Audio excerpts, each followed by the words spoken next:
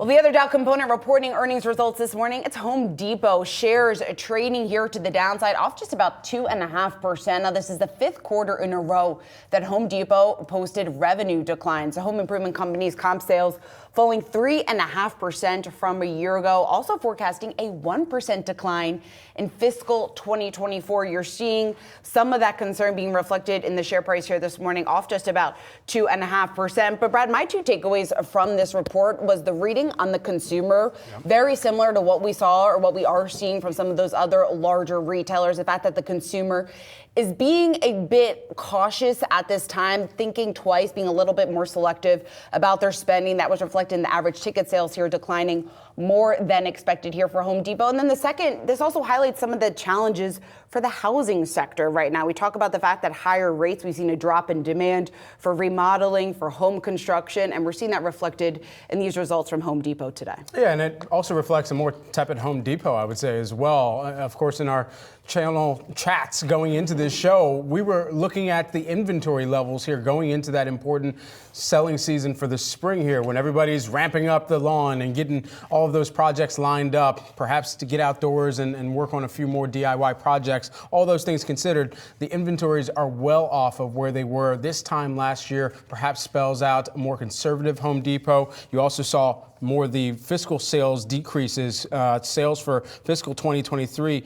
You saw that decrease by about 3%, and then comp sales, they were also down by about 3.2%. In the U.S., 3.5%. So all these things considered, it's a larger question of what that inventory pickup will actually look like from the consumer level. If you got a lawnmower, you probably don't need another one. That eToro, or not eToro, that Toro or that John Deere is probably working just fine, and ultimately, you don't need 17 grills. You just need 2, maybe at some places. Yeah, well, right, and that kind of points to the fact that, right, how long is this type of tepid growth environment or more challenging type of environment likely to stick around here when it comes to Home Depot, when it comes to so many of these names that are very reliant on consumer spending? And yes, this report highlights a number of challenges facing the company, facing the industry, but Wedbush was one of the names that actually came out ahead of these results last month, upgrading the stock to outperform on that expectation that a rebound in the industry, in the environment right now, they see as likely here going forward. They are optimistic just about solid wage growth, homeowner spending power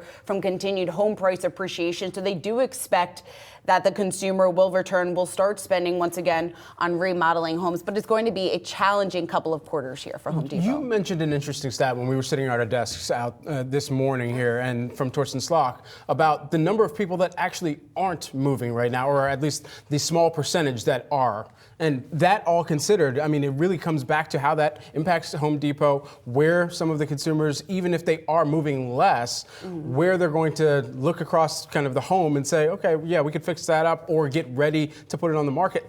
It doesn't seem like that is really kind of going to be a dam that breaks, at least as of right now, unless we see a dramatic cut in interest rates. Yeah, exactly. I think so many people, what is it, 80% of homeowners, 70 to 80% of homeowners are locked into rates of 4% or below, 5% or below, I believe. So when you take a look at the fact that you have mortgage rates right around 7%, if you're locked into a much lower mortgage rate, your monthly payments are a fraction of what they would be. If you are moving, you're not going to move. So you would likely ultimately spend on remodeling at some point if you're going to stay in that house. But as you can tell from Home Depot's numbers, at least that spend isn't happening right now with rates high.